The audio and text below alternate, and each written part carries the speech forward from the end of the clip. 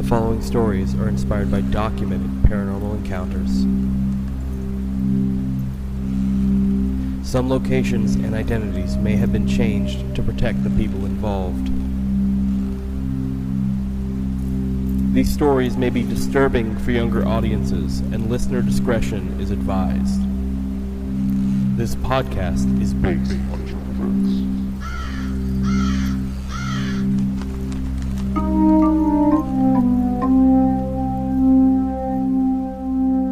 Hi, I'm Brandon, he, him. Hi, I'm Dalia, she, they. Hey, I'm B, she, they. And this podcast is based on true events. For after doing mine, I was like, shit, was I supposed to go first? But nobody stopped me, so I was like, I guess so. Yeah, I couldn't remember if I won the rock, paper, scissors contest or not. You did. All right. Well, how are we today, B? New song change. New song change. Yeah. Yep. Now What it's is it? Around the World by Daft Punk. Around the Don't- world, around Yep. the world, around the world. And so many people turned us off because it's like, God damn it. Like now I have that in my head all day. Sorry. Keep listening to get it out of your head. Yeah, we'll sing something else, I'm sure. Yeah. Vibe check. Is that all for your vibe check? Yeah, pretty much. Okay. My Trying vibe to check. ignore everything right yeah, now. pretty much. Just try to turn the music up louder. My vibe check, I was fine. Then we started discussing world events. We And did I'm do a that. little pissed off. That's fair. But I'm okay. We're all hopefully gonna be okay. The state, you just can't ignore the state of the world right now. You can't, no. Of the country and of the world. You It's can't ignore it's it. like how people are like, just don't do any, don't be political. It's like you can't not be anymore. Like everything we do in our lives is political in some way, and that's because our government and the corporations that fund everything about the government is in everything. It's in every part of our lives. It's infiltrating everything. It's making morally us have corrupt. it's making us have to like do rent to own on fucking fast Taco food. Bell. Yeah, on Taco Bell. It's hard not to anymore. And yet I remain silly.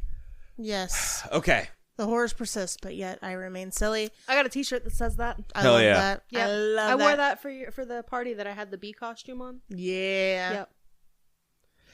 All right. For me, it's similar, but it's more like an exasperation and a tired feeling, you know? Yeah. Because we keep doing this, but at the same time, it's like, what can we really do? Like our best. Vote and pretend Vote that and it do our counts. best. Yeah. Get involved in local elections. Yeah. ASAP. That's, if anything, let New York City be proof Yeah. that you can make change within your local government. I think we have. Show up. I think for us, we have an election coming up Tuesday. May actually. 5th. Yeah, it was May 5th. May 5th. Yeah. Yeah. Yes, So- it's our primary for governor. I got a text message about it while we were recording. Cool. So Yes. that'll be a thing. That's my stream day. However, we're gonna come home and immediately do that. Yeah, we walked to the Yeah. voting area. If I need to move that day, I need to move that day. That's how it is, you know. Yeah. But because that takes priority for sure. Or I could just stream later, and that's fine. There's nothing wrong with that too. I mean, it doesn't take long to go Yeah, up there for and sure. vote. It For sure. really Especially doesn't. where we are, it's Yep. pretty vacant. When We'll we drive go. up there and get there faster. You know what I mean? It's right there. I don't know. I like the walk. It's been It is nice. out. It depends on if it's raining or Yeah, something. that'll but- because yeah. it's supposed to rain a lot this week. Oh, So- but we need it. Yeah.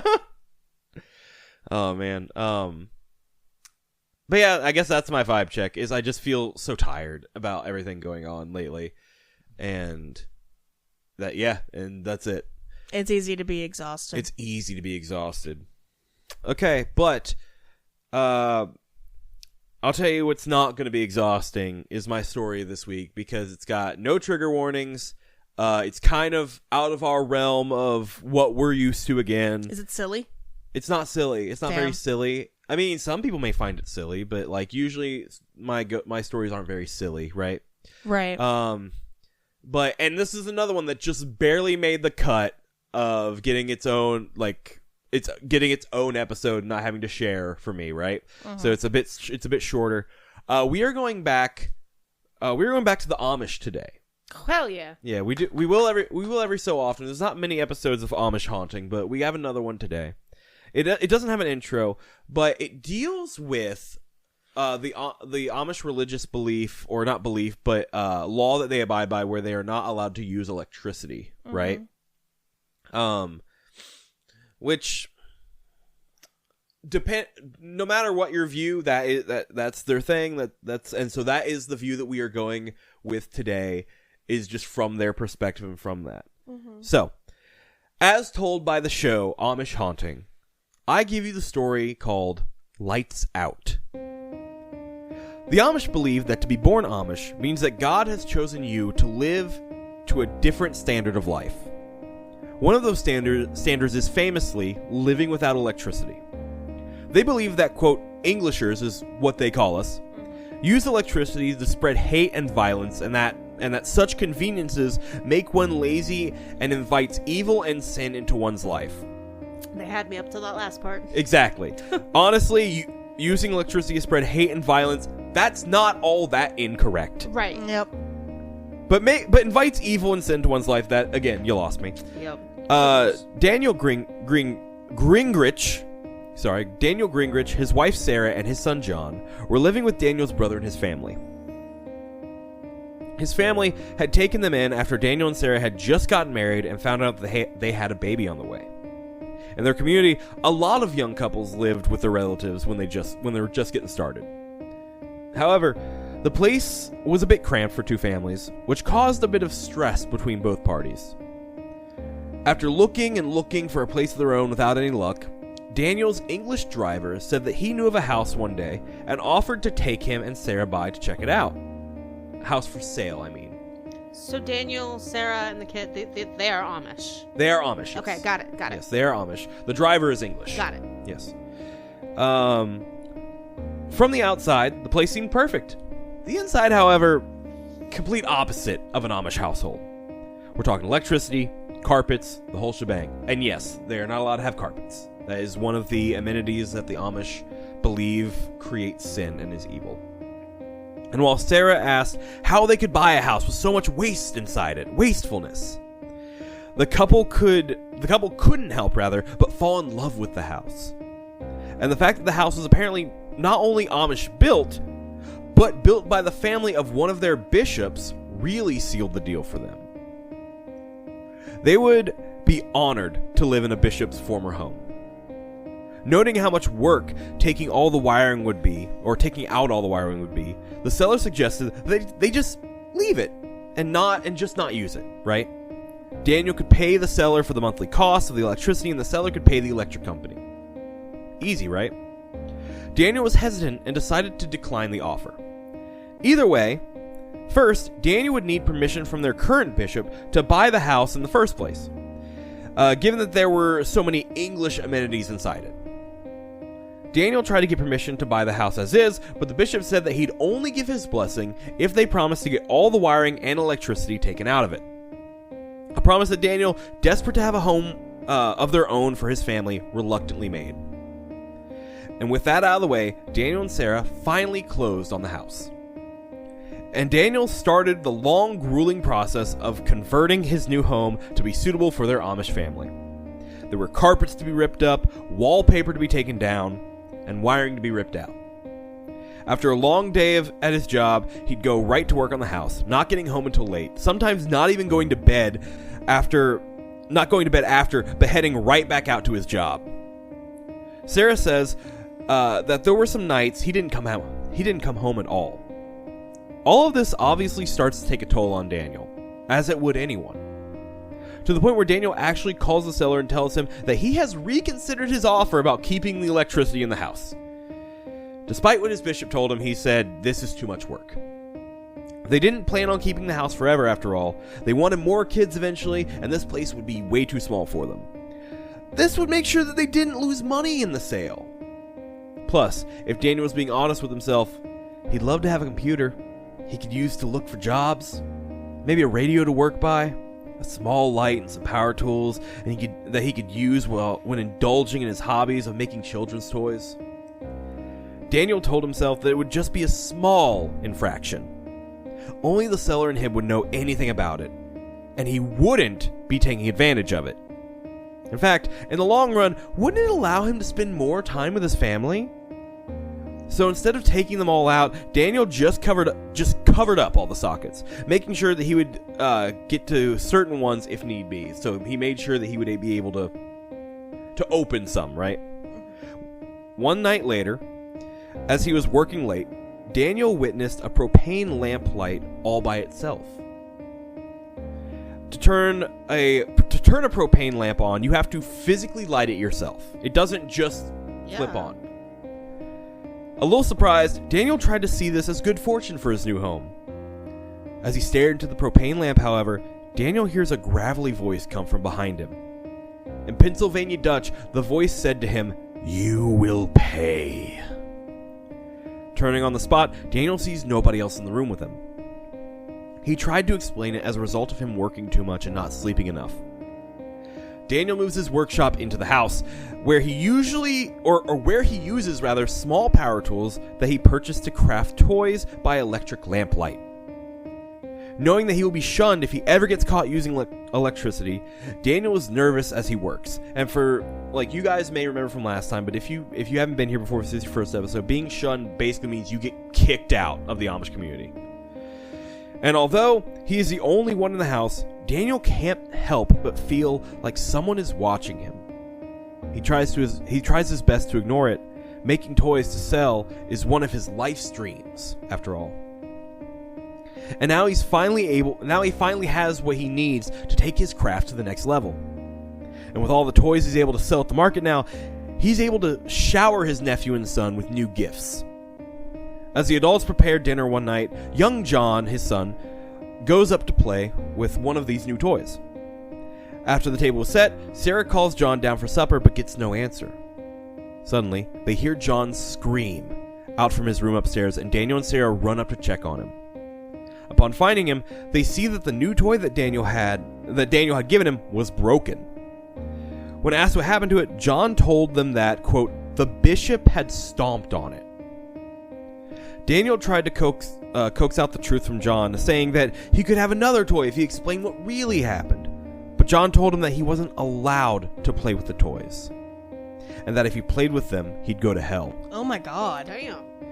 John then looks behind Daniel and points, saying, "Behind you." Upon turning to look, Daniel sees the apparition of an old, withered bishop crouch-walking fast towards him. Oh! Daniel falls unconscious. Upon waking up, he tells his wife that he had Upon waking, he tells his wife that he had just passed out due to fatigue from working so much, so he didn't want to tell her what he saw. But Daniel was sure that the reason for the attack is because of his use of electricity. He immediately rushes over to the house and starts furiously ripping the wire out of the walls. Oh god.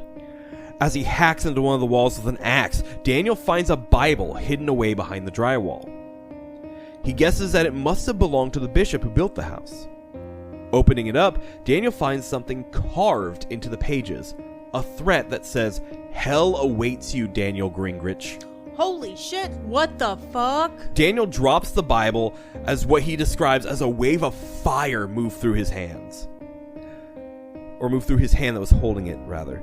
Daniel turns only to be greeted by more writing, this time carved into the walls. "Confess your sins or face the fires of hell" was carved all over the place. Daniel was confused. He thought that he had already made up for his sins by ripping out the wire. He concluded that this must be a demon that had been haunting him. Oh dear. Daniel rushes back to his brother's house to warn his family, but upon entering, hears an unfamiliar voice talking to his wife in the room beyond. A visitor at this hour? Upon entering the room, the owner of the voice is gone. He asks Sarah who the man was that she had just been speaking with, and she proceeds to tell him that an old bishop had just been there and had told her about how Daniel kept the electricity and was using power tools to make all the toys he had been giving her to sell. She banishes Daniel to the barn and tells him not to come back until he confesses his wrongdoings. Oof. The next morning, Daniel walked out of the barn to find his current bishop's horse and buggy parked out in the yard. Sarah had called him over. The bishop and Daniel's brother told him to confess, but Daniel claimed that a demon that took the form of a dead bishop had been haunting them, that he crushed his son's toy and knocked him out. Sarah claimed that the bishop was compassionate when he had visited her the night before. The current bishop claimed that if they were seeing the dead bishop, then it must be a demon, and that a simple confession would not cut it anymore. He said that the house would need an exorcism, and they all arrived at the house later that night.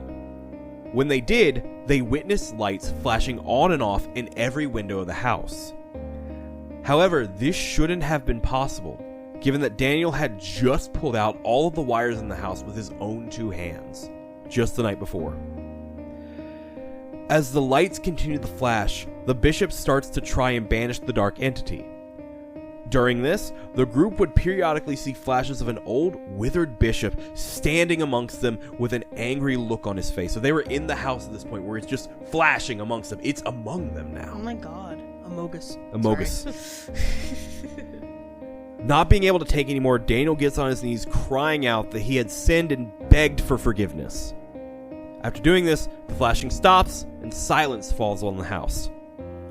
For Daniel's sin, his family are shunned for 1 year before being allowed to return to the community. And although the bishop exorcised their new house, the Greenriches still feel an evil presence inside and must stay vigilant, lest they have to face the demon once again. The demon. Man. Yeah. Those Amish ghosts are scary. Yeah. They don't fuck around. No. Yeah. So- I think that the Amish faith really how do I want to word this? It goes back into It's that. really ingrained. They're not gonna hear it. Back to, well, I know, but I want to make sure I don't say anything. You know what I mean? I know. I just Sure. want to make that joke. Goes back to Fright Night. Yeah. You got to have faith for it to actually work. Yep. And boy, are those people faithful. Yeah. And maybe that's why it is so intense there when this shit does happen. For those of you who don't know, I say demon when you're probably like, I don't know if that's a demon. So the Amish see any spirit that appears to them as a demon, because in their beliefs that shouldn't be able to happen. Regular old ghost, that's a demon. I think I went over this last time. I at least have talked to it with Dalia before, but I believe that the reason they have these quote demons showing up is I think you have these like dead Amish people still hanging around who are like, we follow the tradition, you should too, basically, and they're punishing the people for doing this shit. Like, it's not an actual like thing about the religion, although it could be with their belief. You're right. Well, if you remember at the beginning, you said that the Amish people believe that if you were born Amish, that you're meant, God has called you to live by a higher standard without all these like wastefulnesses, as Sarah would say. So to them, it could be like, how dare you disrespect God? Yeah, how dare you? He chose you and felt that you were fit to live this lifestyle, and here you are just shitting on it. Yeah. What the fuck are you doing? How dare you? Which I get. What gets me is if they're dead and if they're like ghosts now, wouldn't that change their beliefs at all? Unless they don't know, unless they just, it's just, I don't know. Oh shit, I'm a demon. You know?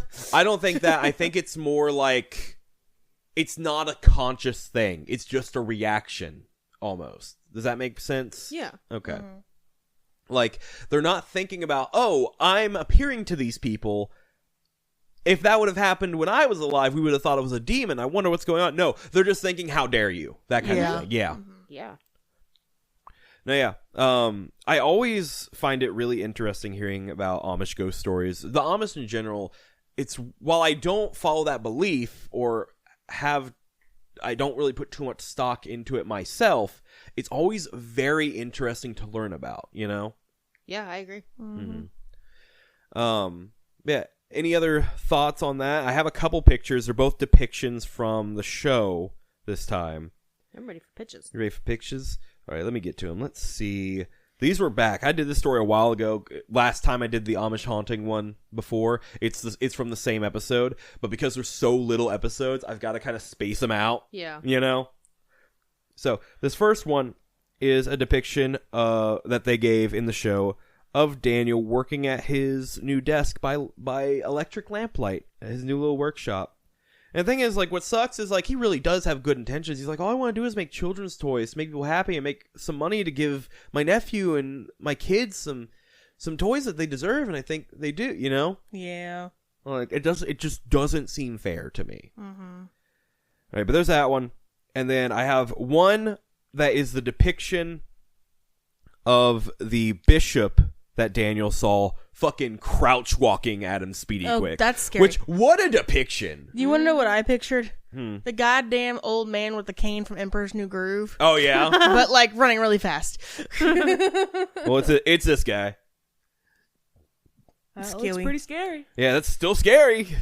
Are his eyes yellow? They put yellow contacts on my man. Yeah, it looks like yellow fucking serpent eyes almost. Yeah. Which, even scarier. Yep. All right, but that's all I got. It's a shorter story, but I find it very interesting. I hope you guys did too. Very interesting. Mm-hmm. So, Dalia, what do you have for us today, my love? Wow, my love, huh? Okay. Yeah. So, I have one encounter today. So, do either of you have objects that you are strongly attached to? I mean, like, strongly enough to keep them hidden for no one else to find after you're long gone. To keep things hidden, no. Because, like, for me, I very much am like, I want people to have this stuff. Because if I love these objects, I want them to be shared. I want to share them with people. You know what I mean? Mm-hmm. Well, what if it was wealth? I'm not very attached to wealth. I mainly just need it. You know what I mean? Mm-hmm. I will say, though, while we're on the topic of objects we're attached to, maybe not that strong, but I do have an object that from the first time I found it, I was like, I need that. I want that. And I took it. And I still have it. It is on my desk at work to this day because I was just so drawn to it and attached to it. It is a glass chess piece. I believe it is a king chess piece. And back in high school, I spent a summer working for the construction company that my dad worked at. It was like a temp job for the summer. Good money for the time, especially. But there was a old abandoned apartment building that had it needed cleared out because it was scheduled for demolition, right? So we were going in and we were getting out all the brass and copper things in the building. And amongst that, we found a lot of stuff. We found some porno mags, we found some fluffy red bra, and I found this glass chess piece just laying amongst the rubble, and I said I needed that. And I took it and I've held on to it ever since. Cool. Do you have anything like that, B? Any object at all? No? All right. But yeah, nothing that I want strong enough to... I don't feel very strong about nobody else can have this of anything, really. I mean, that's me with my vape sometimes. But when you're gone... Yeah, I mean... Does it matter? Do you care?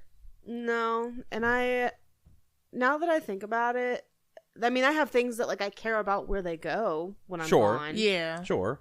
But... No, anything hidden away, really? Mm-hmm. No. Mm-mm. Well, in this next allegedly true encounter, we learn about someone who took his valuables very seriously, even in death. The OP titled this one, Earthly Attachments. Yeah? So let's get into it. Let's. This is by Lady Glow.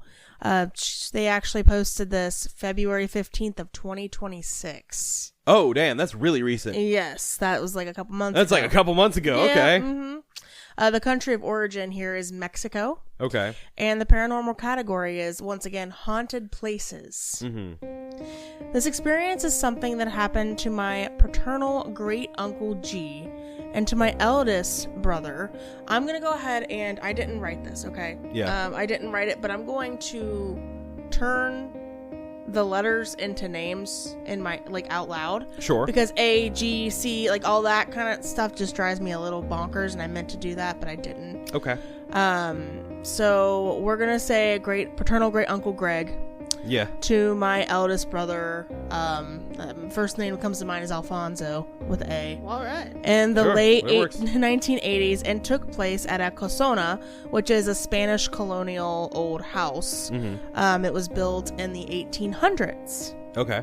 In the olden days, the casona had belonged to a rich family and consisted of a squared central courtyard surrounded on its four sides by the living quarters. Okay. It changes hands over the years, and the current owner had divided 3 of its sides into storage rooms, and one side was an apartment where a young couple and their friendly cat used to live. The couple took care of the property. The storage rooms were put up for rent. As a young man, Uncle Greg spent some time studying in a seminary, but realized he wasn't fit for religious life, and left the seminary to pursue a military career and join the army. He took part in the Cristeros War, which was 1826 to 1829, and had the opportunity to travel to many parts of the country while working in different missions. I remember goodness gracious, I remember Uncle Greg as a calm man.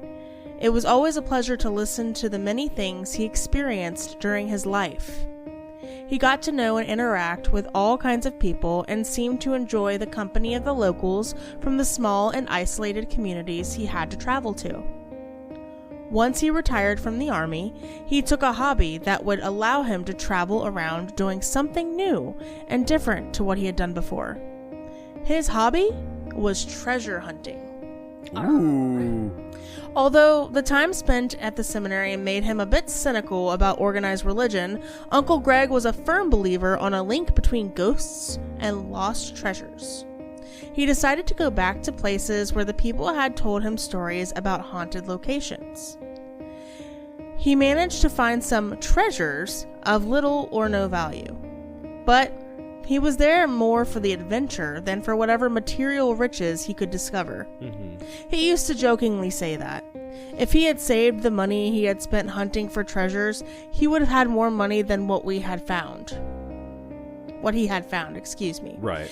My brother Alfonso is the pragmatic type with a degree in physics and mathematics and a keen interest in spirituality and esotericism. Now to the experience. One of my sisters of my brother's fiance was dating a guy. I'll call him Richard. It's a R. Sure. Richard was renting a storage space in the Casona. He would go to the storage whenever it was necessary and originally would chat casually with the tenants. Over a period of around 4 months, Richard noticed that the lady tenant had lost a considerable amount of weight and looked nervous and tired. One day he asked her if she had a health problem.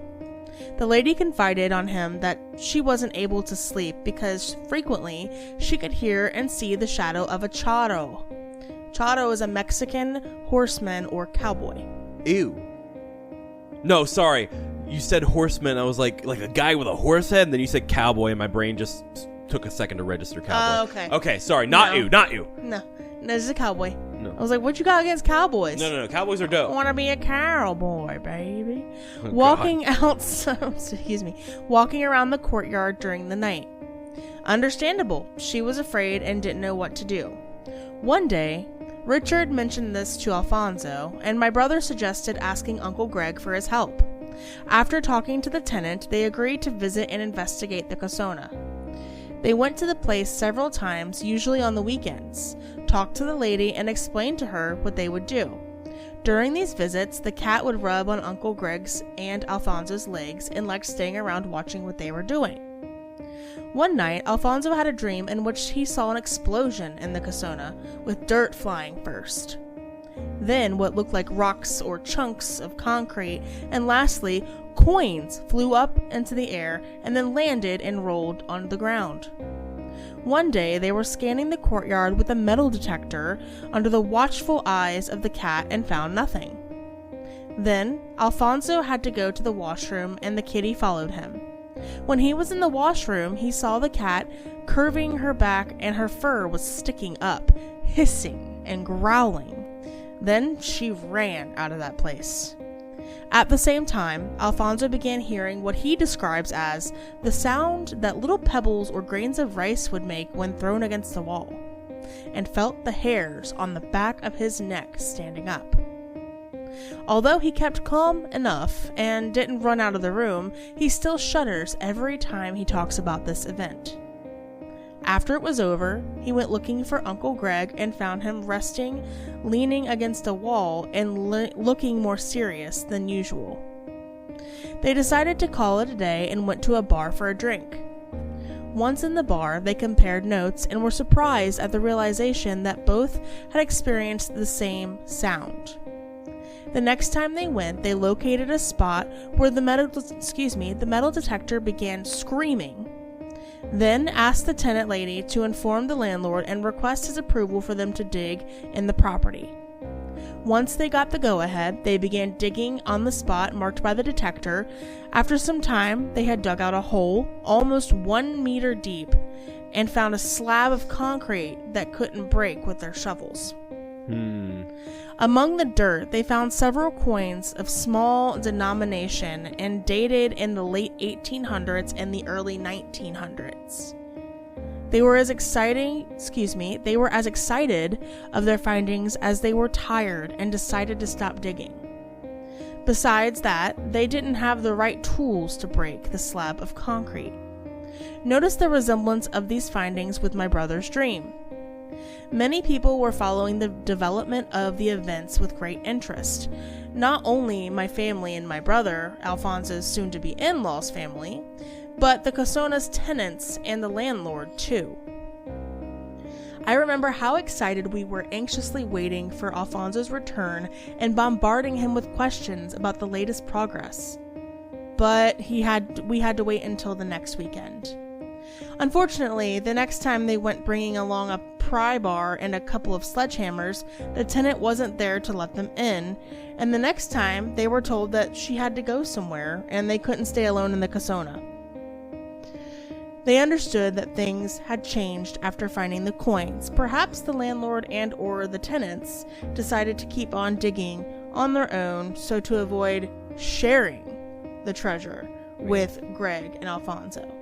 I can imagine that, yeah, for sure. They decided not to force their presence where evidently they were not welcomed and stopped going to the Casona. Soon after, Richard and Alfonso's soon-to-be sister-in-law broke up with Alfonso and didn't hear any more of whatever happened. Hold on. Here it is. Sorry about that. Well, broke up, and Alfonso didn't hear any more of whatever happened at the old house, or if Richard was still renting the storage space. A bit of history and a guessing of the origin of the buried treasure. There was an armed conflict in Mexico, the Revolution, that lasted from 1910 to 1920.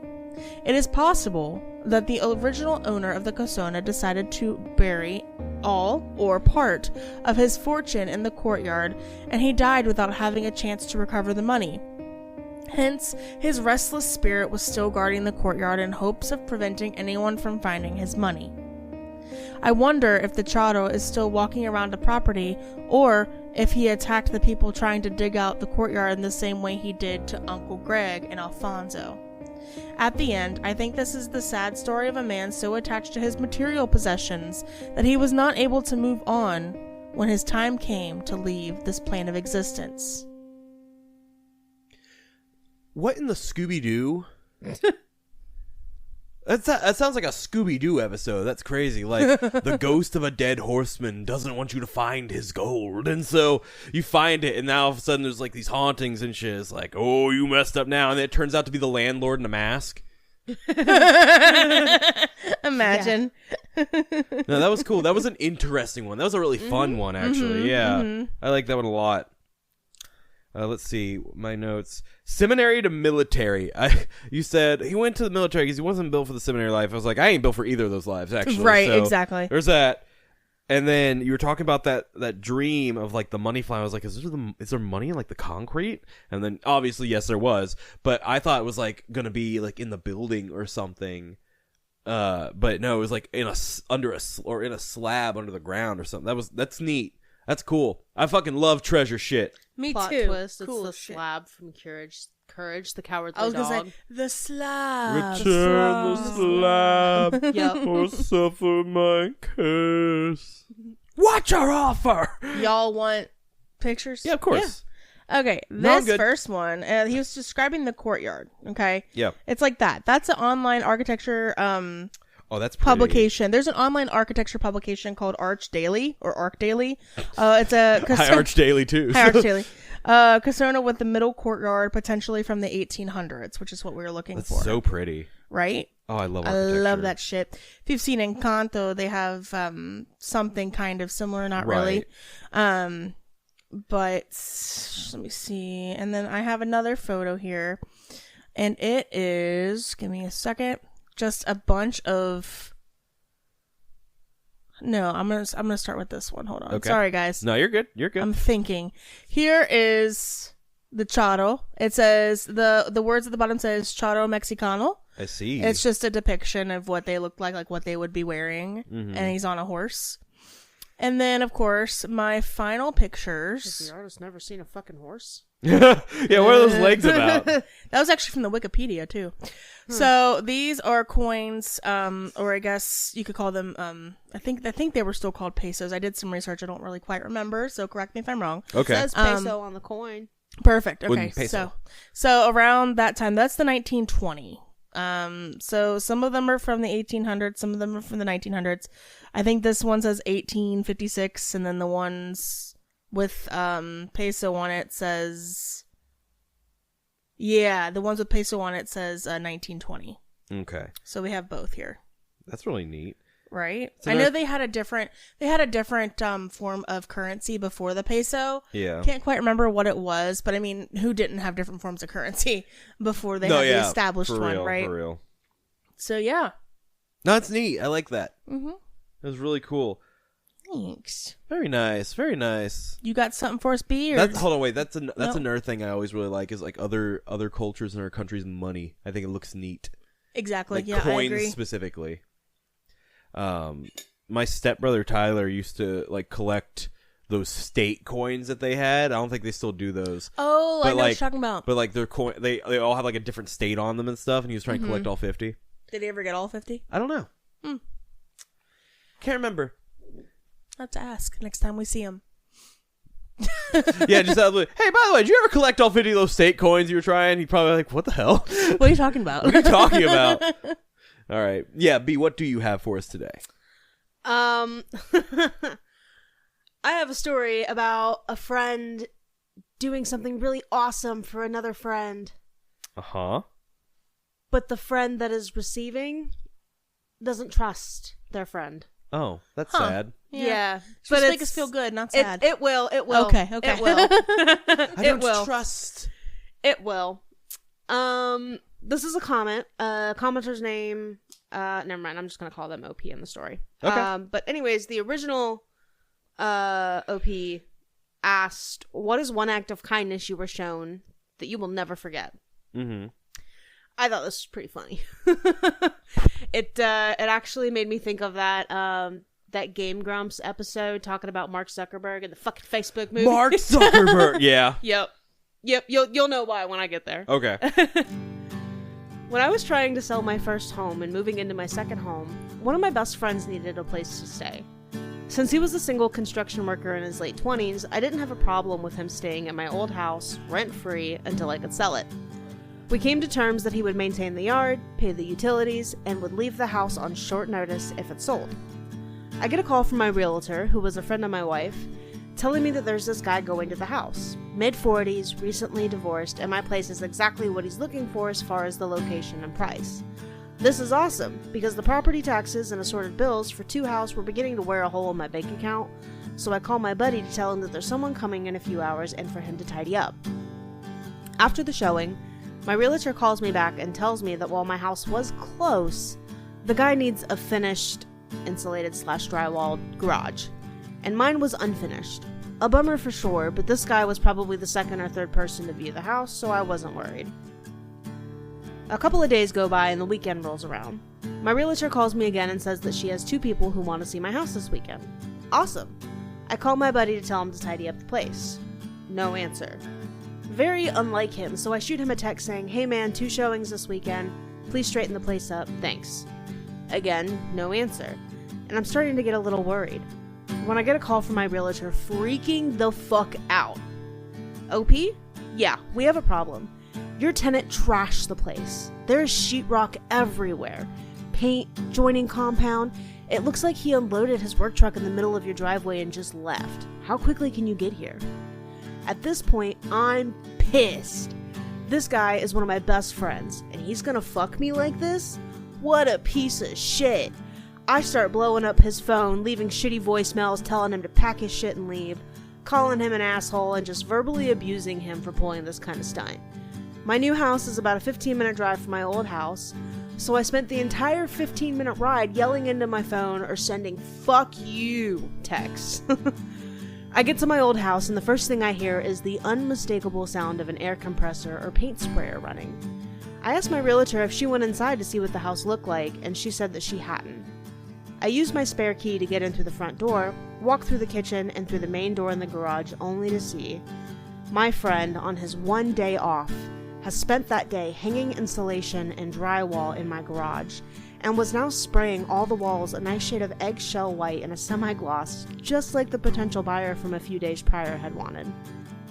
I've never, in my life, felt like a bigger piece of shit than I did right at that moment. I doubted him, I second-guessed him, and I couldn't have been more wrong. He sees me standing in the doorway, drops his mask, kills the sprayer, and has a look of defeat on his face. Aw man, I wanted it to be a surprise. Well, surprise bro, thanks for letting me stay here. Turns out he had talked to the guy after the realtor left and felt out what the guy was looking for.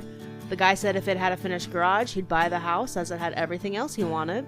So my friend spent his own money and his own time turning the place he was living into something that I could sell in the next week.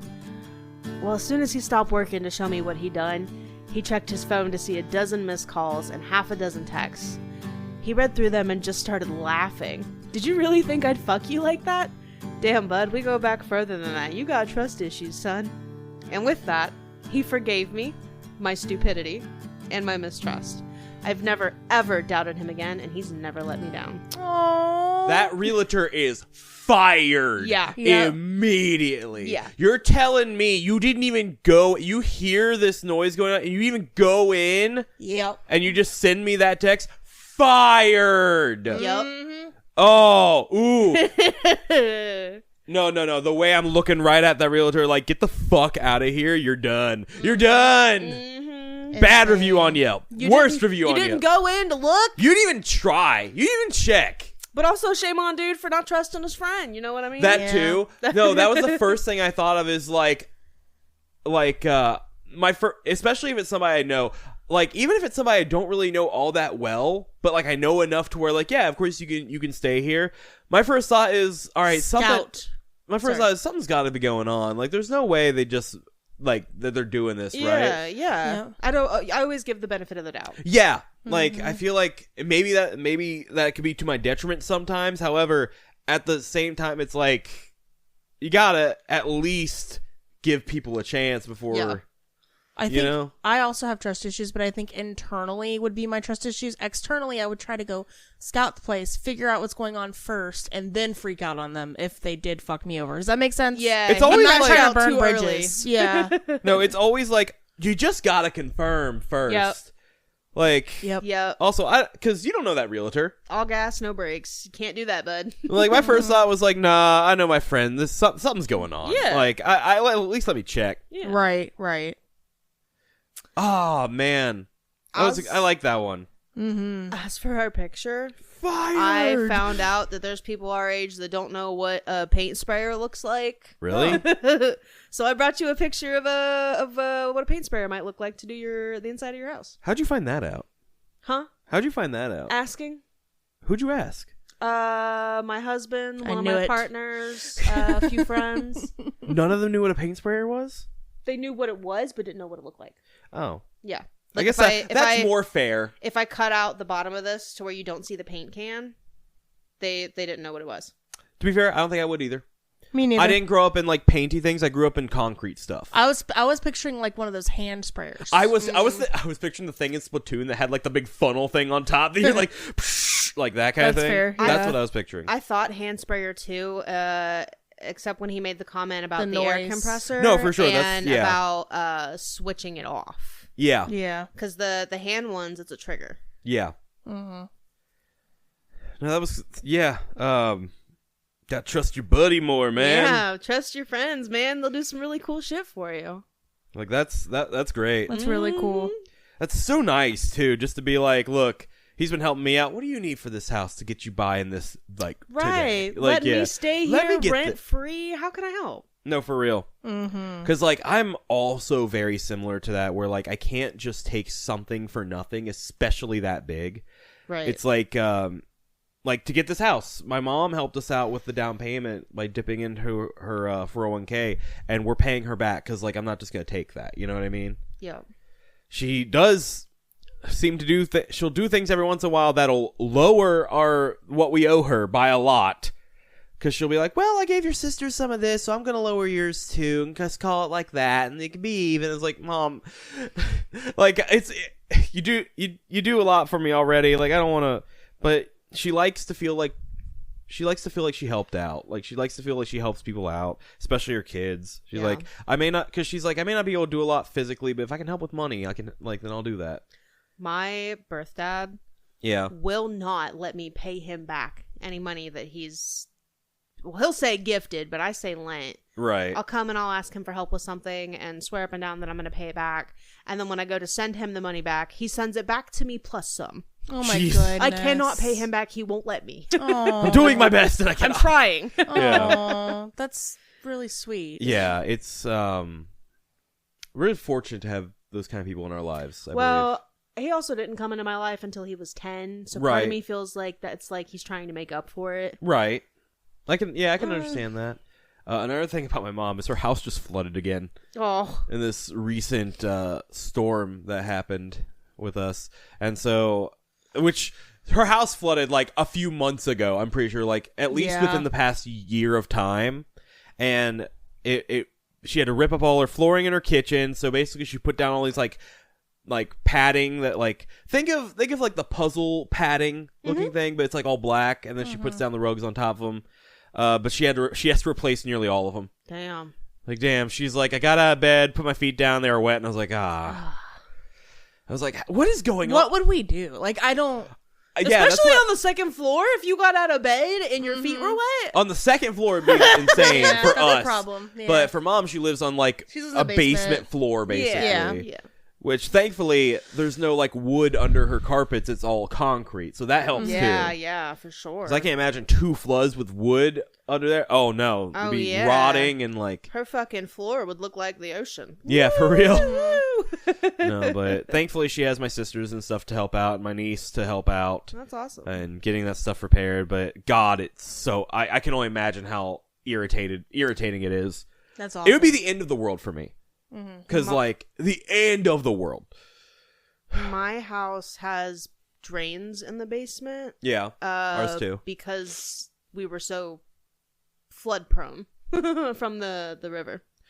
I think you guys also have a toilet in your basement like we do, right? Like because of flooding reasons. Yep. Is it just randomly there with nothing else? Yeah, just kind of there. Yep. Yeah, ours too. Yeah, I will say it's positioned near a pillar. Oh, yeah? So there's a little bit of blockage, but it really is just a fucking toilet out in the middle of my basement. No, ours is like back against the wall. Yep, not even against a wall. Just no, it's back against the wall, but it's still in a weird position. But we were told it's for flooding, so... Yep. There's that. We use it occasionally. I mean, there's 5 people in my house in one bathroom. I would be so afraid to use that toilet. Do you have to crouch down to get in your basement? No. Oh, well, does anybody have to crouch down? I was going to say, no. Like, because you probably don't have to crouch down and get in our basement here, but... So no, our basement... I can walk in your basement standing straight up. Yeah, our basement's, like, lower. It's definitely just a storage basement, right? Yeah. So, but, yeah, there's, like, so many cobwebs and stuff around that toilet. It's such a cursed-looking toilet. It is.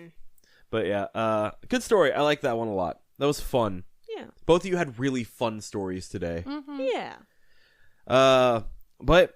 You had a fun story in its own way. What was my story again? Amish. Ah, and I love the Amish. That was kind of fun. Yeah, that was interesting. Yeah, I think there's some of my favorites. They're just so different. You know? They are. I do love covering those, but I am spacing those out because there's just so little.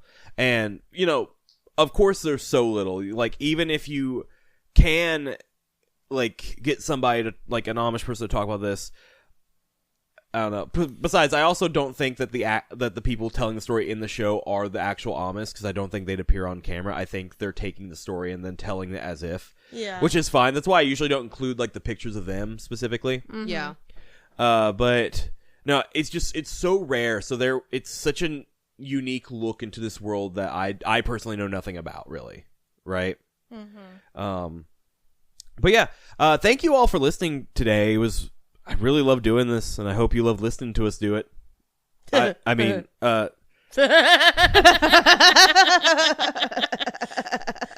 they? Our neighbors? That's a different kind of podcast right there. But if you like us and you want to check us out more, you can check us out on Instagram, Facebook, TikTok, YouTube. We're on Blue Sky, but we're not on Twitter because fuck Twitter. Yeah, fuck Twitter. And then if you want to leave us a rating or review, you can do that on Spotify, Apple Podcasts, or our Facebook page. And leave us a comment anywhere you're able to, I guess. I don't know who all does it, but we'd love to hear your feedback. We'd love to hear from you. And then if you have stories of your own that you would like us to read here on the podcast, you can send in your paranormal stories and your wholesome, funny, feel-good stories to TPIBOTE. TPIBOTE at Outlook.com. That is TPIBOTE at Outlook.com. If there are paranormal stories, put in the subject there for Dalia, because she is the one that will be reading those. It's Dalia. And if they are any kind of upbeat, happy stories that you've experienced, put in the subject there for B. That's 2 E's, B-E, like the bug, the buzzy one. Because she will be reading those for us. But that's all we really got, guys. Thank you so much for listening, and as always, this podcast was based on true events. You said is.